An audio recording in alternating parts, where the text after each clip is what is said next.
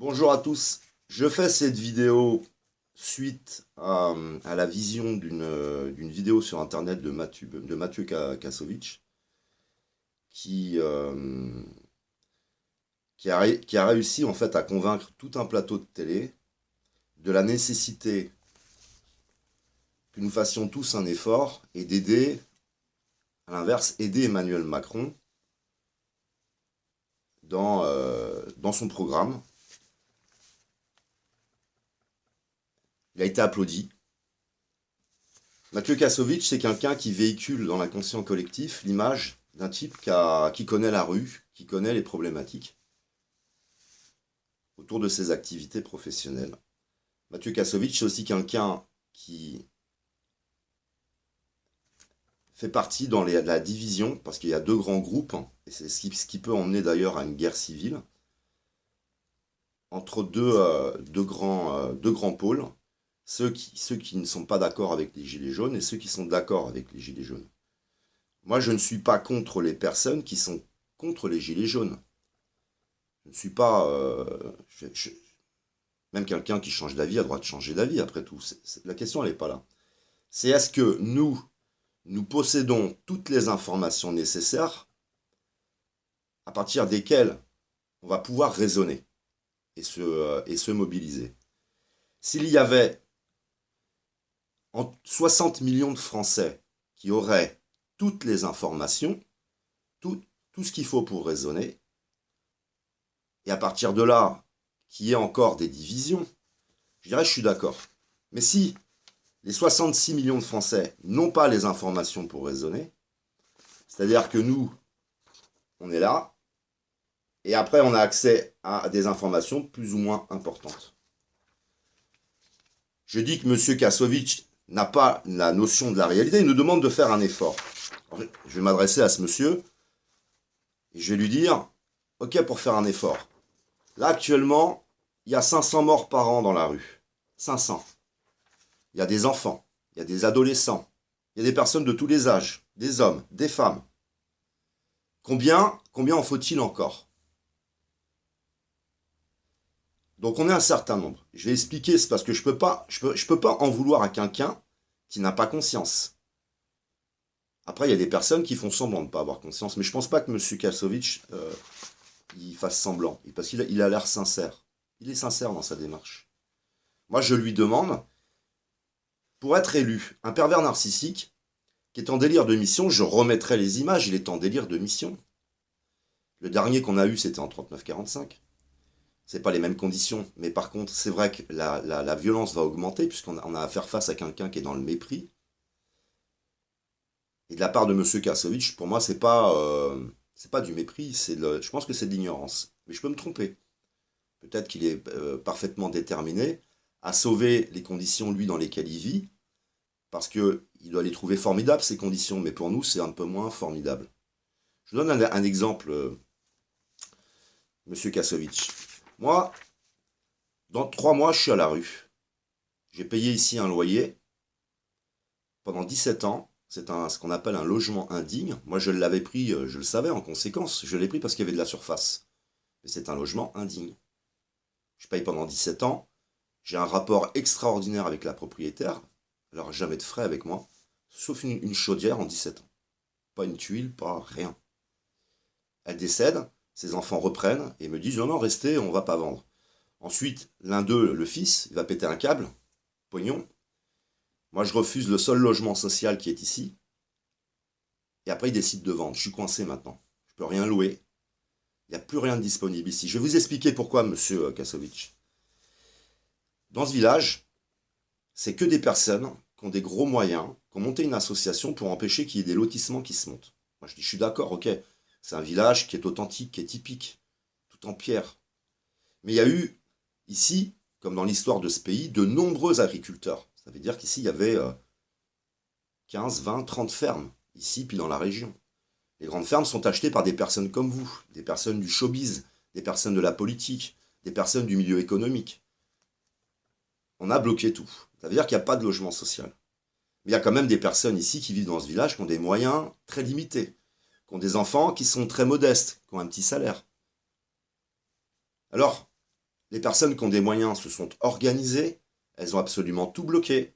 Et moi, je vais devoir quitter, en fait, l'endroit où j'ai vécu pendant presque plus de 20 ans, puisque c'est pas le seul logement que j'ai loué ici. Voilà la situation moi, dans laquelle... Faut que je fasse encore un effort. Mon travail est ici, j'ai développé mon activité. J'ai refusé mon poste de cadre de continuer parce qu'il fallait que je vole les salariés, il fallait que je vole les clients. J'ai un historique qui on pourra en parler, hein. Moi, j'aimerais bien être sur un plateau de télé avec vous, puis en parler, hein. Pour vous demander quel effort qu'il faut que je fasse, moi, encore, hein.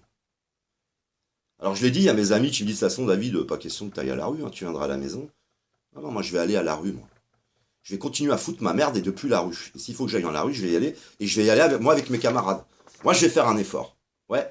J'accepte de faire un effort, je vais rejoindre mes camarades. Et je vais le faire, moi, je suis pas une grande gueule, hein. Il y en a 500, monsieur, qui meurent dans la rue.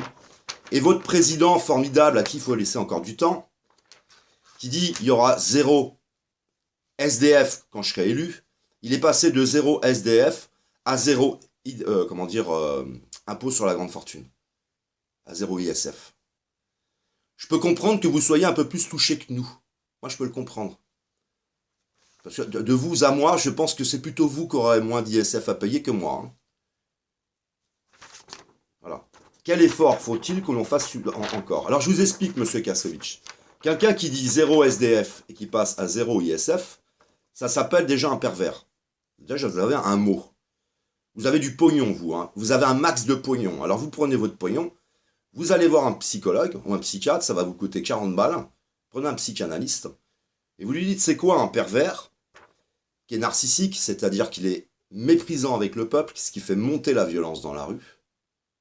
Pervers narcissique, puisqu'il dit qu'il y en a qui réussissent, il y en a qui ne sont rien, ça veut dire qu'il a des problématiques narcissiques. Vous reprendrez la vidéo que je vais vous mettre en lien. Je vais mettre aussi votre vidéo pour voir comment vous avez séduit tout le monde. Et vous verrez que c'est un pervers narcissique en délire de mission. Voilà, c'est-à-dire que vous, je pense qu'on n'a pas tous la même notion de la réalité, la même notion du terrain et des problématiques. Tu ne négocies pas avec un pervers narcissique. Ça veut dire, nous, on est remonté jusque-là. Ce qui fait que moi, je les comprends, en fait. Je les comprends, moi, les gilets jaunes, j'en suis un. Moi, je voudrais vraiment qu'il y ait une explication, même qu'on se retrouve et qu'on s'explique. Parce que je voudrais que vous me disiez, c'est quoi l'effort que je dois faire en plus? Moi, mon gilet, je peux pas le retirer, c'est ma peau, mon gilet. C'est l'éveil de ceux qui souffrent et de ceux qui en ont marre. C'est l'éveil d'une société qui s'est coupée complètement en deux. Et on entend, je vois, le problème c'est qu'à chaque fois, il n'y a pas les bonnes personnes, les personnes compétentes qui soient en face de vous pour parler. Et ça c'est terrible. Quand je vois une émission de télé, qu'en face de vous, il y en a qui n'ont pas suffisamment d'arguments, bah forcément, il y en a un qui va gagner et qui va laisser cette opinion, qui va laisser supposer à ceux qui regardent cette émission ce qu'ils doivent penser. Moi je vous assure, regardez tous la vidéo là, que je vais mettre de monsieur Kassovitch et vous allez voir ce qu'on doit penser. Vous êtes devenu la réalité pour les millions de personnes qui ont vu cette émission. Vous êtes la réalité, monsieur. Non, non, je dis vous n'êtes pas la réalité. J'ai en dehors de votre réalité, il y a encore une autre réalité. Et c'est toujours ces problématiques de débat. Comme j'expliquais par exemple, je suis contre ceux qui empêchent les personnes de s'exprimer à la télé. Le problème de ceux qui sont délirants, comme un type dont je parle qui s'appelle Alain Soral, je voudrais qu'il aille à la télé parler avec Michel Collomb. Mais il le fuit. Il ne veut pas parler devant lui à la télé. Il ne veut pas parler devant lui devant des caméras. Moi, je suis pour. Alors, c'est toujours cette même problématique. Qui vous avez en face de vous? Ah, moi, je veux bien venir en face de vous parler, moi. Et que vous me disiez que je vais devoir encore faire des efforts. C'est quoi les prochains efforts, monsieur Kassovitch? J'arrive de la rue. J'ai vécu dans la rue. J'ai fait de l'orphelinat. Je me suis battu. On m'a dit, tu n'arriveras jamais à travailler dans l'aéronautique, ton anglais il est pourri. J'ai fait 10 ans d'aéronautique. Je me suis tapé plus de 4 fois du chômage à cause des magouilles. La dernière compagnie pour laquelle j'ai travaillé s'appelait Air Liberté ou Air Lib Express. Des milliers, des dizaines de milliers de personnes qui ont été mises au chômage, des gens qui ont divorcé, qui se sont suicidés, des gens qui n'ont jamais retrouvé de travail. Un ministre qui a fait une déclaration en disant à la presse, non, non, nous allons retrouver du travail à tout le monde, il y a Air France, il y a machin, ne vous inquiétez pas, zéro Walou, des milliers de personnes au chômage. Et ça 4 fois. Le type, ce qu'il a fait, il a immatriculé les avions ailleurs, il a volé les avions de la compagnie, il a magouillé avec une banque canadienne des centaines de milliers d'euros, il vit en liberté au Japon, monsieur. Et c'est ça, nous, notre quotidien. Ensuite, j'ai dit, c'est pas grave, je me retrouve au chômage, j'arrête l'aéronautique. Je pars, je reprends des responsabilités, je monte au plus haut des responsabilités. Et là, j'arrive, j'ai des gens qui gagnent 400 balles par mois. 400 balles, 400 euros.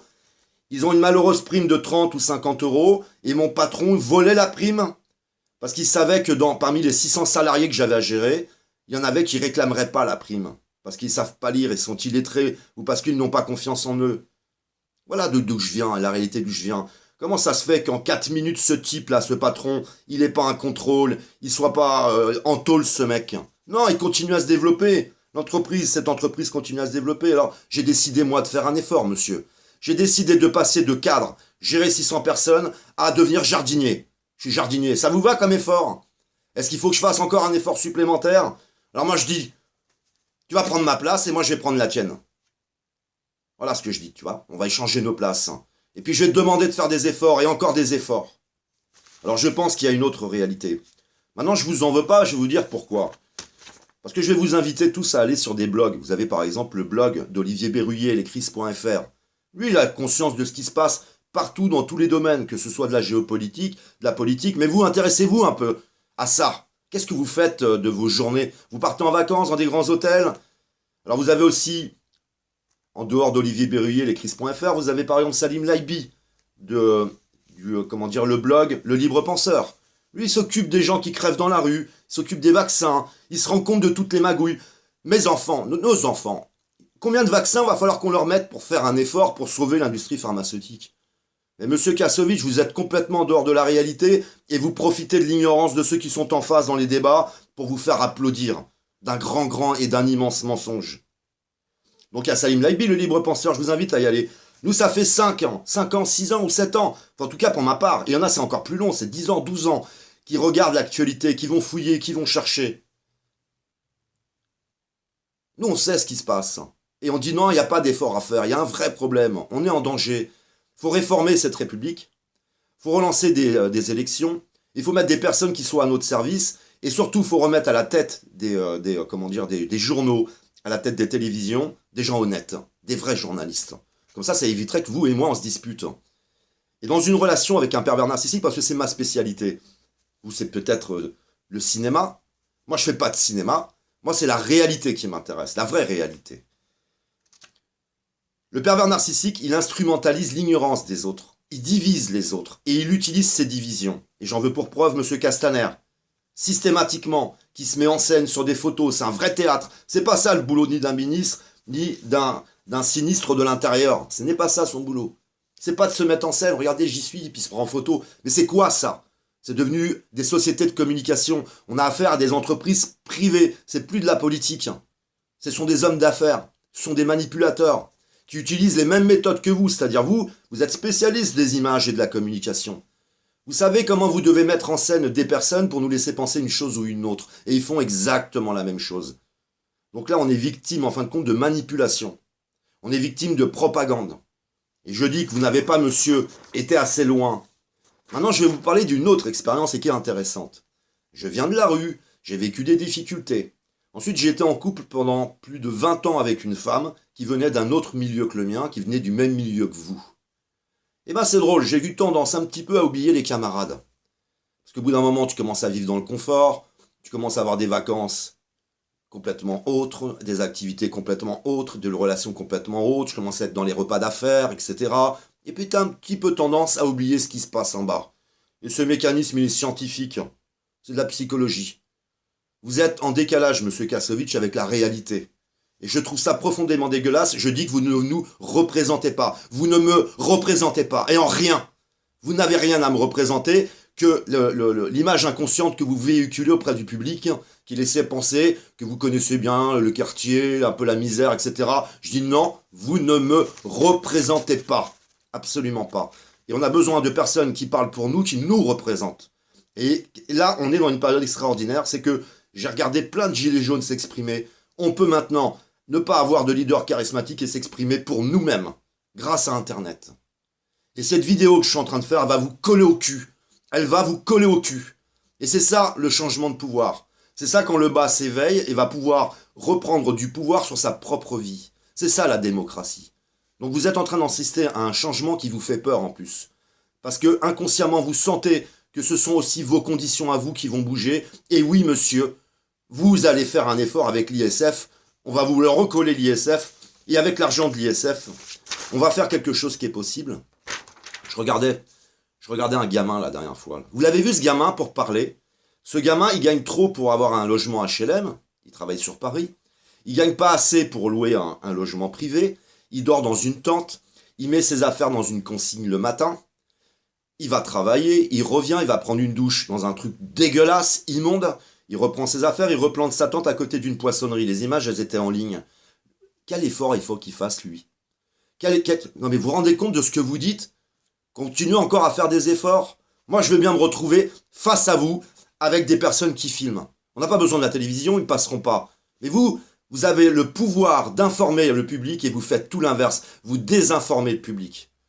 Vous êtes comme l'autre, là, comme il s'appelle, là, Dubosc, là, Franck Dubosc. Il a le pouvoir de passer à la télé. Lui, il est venu jouer son petit révolutionnaire. Hein, et il utilise ce pouvoir pour faire quoi? Pour nous désavouer.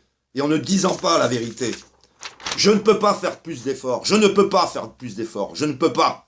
Monsieur, je ne peux pas. Je ne vais pas aller dormir dans une tente et aller travailler tous les jours. Je ne peux pas faire plus d'efforts. Je vous interdis de me demander de faire plus d'efforts. C'est à vous que je demande de faire des efforts. Vendez vos bagnoles, vendez vos grandes baraques, prenez-vous des petits appartements corrects, payez un max, vous, qu'en avez. Moi, je ne peux pas en donner plus. Je ne peux pas. Et le pire, monsieur, que ceux qui me suivent m'en soient témoins. Ça fait 5 ans que j'aide les autres. J'échange dans des commentaires des gens que j'ai rencontrés. J'aide. Parce que nous avons conscience et nous aidons. Et vous nous dites encore, c'est encore vous qui allez devoir faire des efforts. Et en plus, c'est entre vous que vous devrez vous aider. Oui, nous allons devoir compter que sur nous-mêmes. Parce que vous utilisez votre pouvoir médiatique pour renverser la situation et fausser la réalité. La réalité que vous emmenez, elle est fausse. Alors je veux bien vous rencontrer. On se rencontre. On prend des mecs qui prennent des caméras et on va discuter ensemble. Je voudrais voir si vous êtes quelqu'un de convaincu et d'honnête et qui se trompe, ou si vous êtes, vous, encore en train de protéger vos propres intérêts. Donc pour comprendre ce qui se passe, monsieur, il faut y passer des années avec les autres, des années sur le terrain. Il faut aller percer toutes les couches pour atteindre la vérité absolue, le réel absolu qu'il y a au-delà de votre propre réel. Et je dis, la promesse, parce que moi je milite pour ça, parce que je l'ai toujours dit, si tu milites pour les SDF, tu milites pour toi-même, la preuve. La preuve. Donc il y a eu des logements qui auraient dû être construits ici. Comment ils ont fait pour se permettre de ne pas le faire? Alors on va mettre une loi pour obliger les villages à construire des logements HLM, des petites maisons, racheter des fermes. Là, ici, on pouvait faire 5, 6, 7 logements, là où je loue, là. 5, 6, 7 logements pour des gamins. Il y a plein de gamins, là, qui ont plus de 20 ans, ils vivent chez leurs parents parce qu'ils trouvent rien. Il n'y a rien d'accessible. Vous êtes, monsieur, en dehors de la réalité. Alors, on va vous ramener à la réalité. Et je dis que ce mouvement gilet jaune, il est extraordinaire. Aïe, je ressens qu'on pense à moi. Et l'autre gilet jaune se dit, aïe, on pense à moi, on est ensemble. On porte tous la même couleur. On s'en fout de notre religion, on s'en fout de nos origines, de notre âge, de notre sexe, de nos partis politiques. Vous avez des gens de gauche, de droite, tout le monde se met ensemble. L'unification. Et ce qui est étonnant, monsieur, quand on a affaire à un pervers narcissique, c'est souvent ce qui se passe. Les gens finissent par s'unir contre le pervers, parce que lui instrumentalise la division. Et en tout cas, vous participez à cette division entre les gens qui sont immensément riches et les gens qui sont immensément pauvres, et à qui on demande encore de faire un effort. Et tout ça, c'est autour d'une table qu'il faut le faire, mais avec des personnes qui ont les mots, des personnes qui ont les connaissances, la conscience, qui ont été percevoir. Vous n'avez pas été percevoir. Voilà, je voulais faire ce message, parce que je vous dis pas. Parce que moi, je les ai côtoyés. Le premier SDF que j'ai aidé dans ma vie, j'avais 12 ans, monsieur. Et quand je vous ai entendu dire, faut faire encore un effort, j'ai pensé à cet ingénieur. Cet ingénieur que j'ai connu quand j'avais 12 piges, qui m'expliquait qu'il avait 2 filles, qu'il était séparé, et qu'il a été disparaître dans la rue. Il avait un problème psychologique. Il ne pouvait même plus faire face à ses enfants. Il ne voulait pas que ses enfants le voient comme ça. Il voulait lui demander de faire encore un effort. Vous foutez de la gueule du monde ou quoi? Moi, j'accepte de vous rencontrer, et avec des caméras, et qu'on filme tout ça, et on va voir. Je veux voir ce que vous avez comme conscience de la réalité, et si c'est pour vous simplement de l'ignorance, ou si c'est volontaire parce que vous protégez vos propres intérêts. Parce que dans une société qui s'effondre spirituellement, on finit par être tous égoïstes, individualistes. Et inconsciemment, hein, ce qu'on protège, c'est nos intérêts. Hein. On les protège inconsciemment. Alors, je ne sais pas, je ne veux pas vous accuser, mais j'aimerais bien vous rencontrer. Je vous remercie de m'avoir écouté.